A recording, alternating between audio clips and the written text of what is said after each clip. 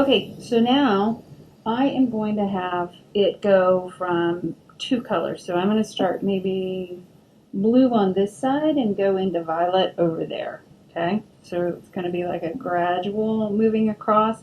But I think I'm going to be a little dicey, and instead of going vertical, I'm going to go diagonal. All right, first thing I want to do is use my paintbrush and kind of get my paint together. Like, I know I want to activate this blue and get it nice and watery.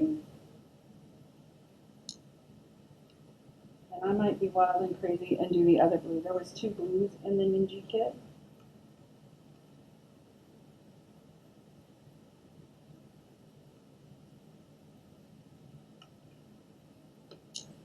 And then I'm going to take some of this color, put it here, and a little bit of this red, and put it there. Okay. You know the trick of mixing colors. Put your dark into your light. So I'll put a little bit of blue into the red, and then start mixing it. Okay, I got a good red violet. Now I'm going to bring in more blue.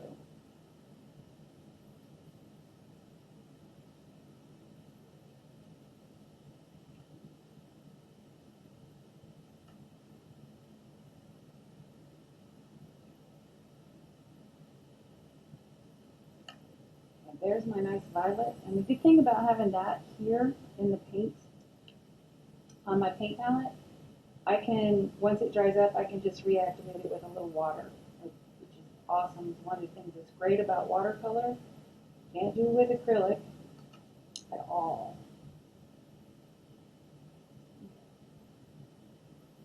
All right, now my water is actually purple. If I were going to deal with yellows, I would never want to use this purple water with that because it would ruin my yellow. So I usually have 2 pans of water ready to go, so I have clean water over here, okay? All right, but since I'm going to be doing violet, I'm not going to worry as much. So I'll go ahead and put some water down. And putting water down ahead of your paper kind of trains the watercolor where you want it to go. I don't want it to dry too much, so I'm going to go ahead and go in here with the blue.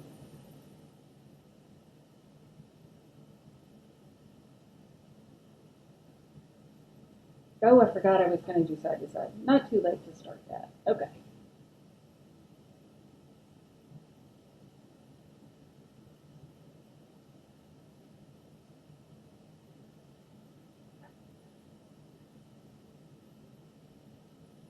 Now I'm going to pick up some clean water and carry it over on this side.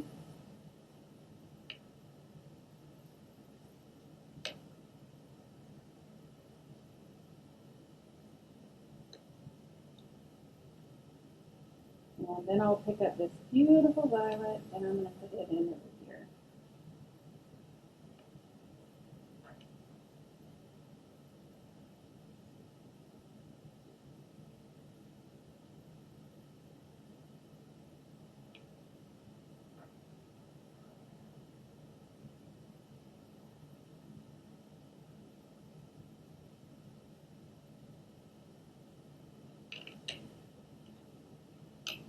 Oh no, there's a streak of red. Not the end of the world.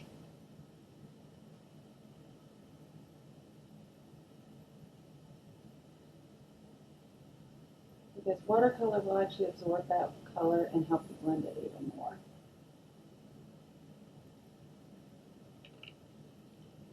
So I'm going to come in and grab some more of the blue.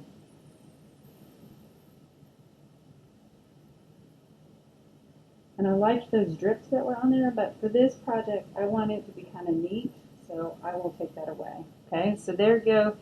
There is diagonal stripes. And now the last one I'm going to do is I'm going to swirl the color from the center.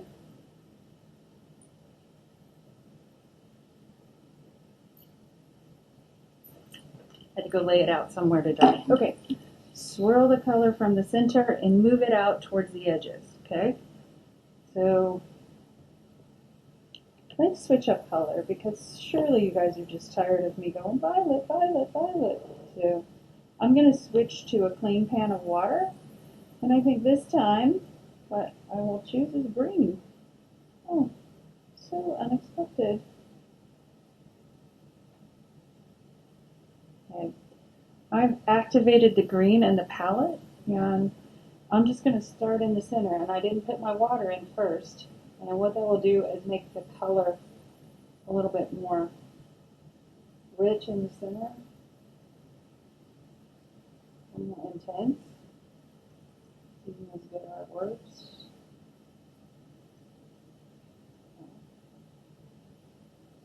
You notice I'm still going the same direction, okay? Right, then I'm going to come in with a little water here to the outside.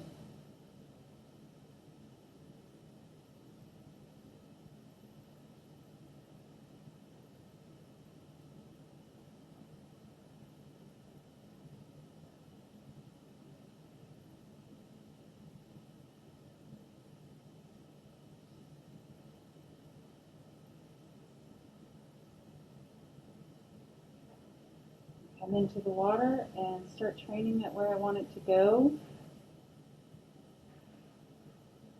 Because out here I won't be able to make a giant circle, I'll only be able to make arcs.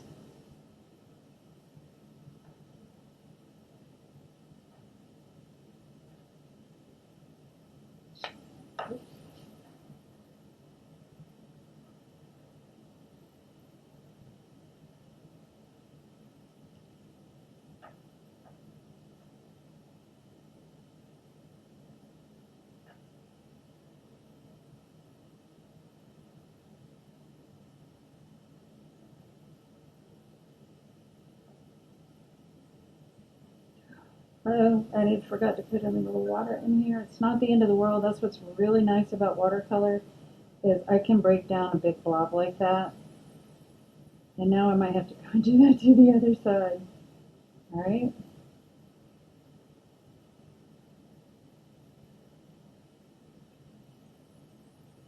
The only problem that you might have run into when you're using a lot of water on the drawing paper is it might start to get little paper buggers on it, so it'll start breaking down the surface of the paper and it'll pull up paper. All right, and then I decided I want to have a little blue in there, so 2 colors is good. Not more than 2 for this project, otherwise you're going to make it kind of confusing, and it's just about having something in your background for your hands to land on. Okay. I'm just throwing in a light blue in here to give it a little bit of variety, okay? And then that is done, because I can start to see little pebbling happening on my watercolor paper. You don't want that to happen.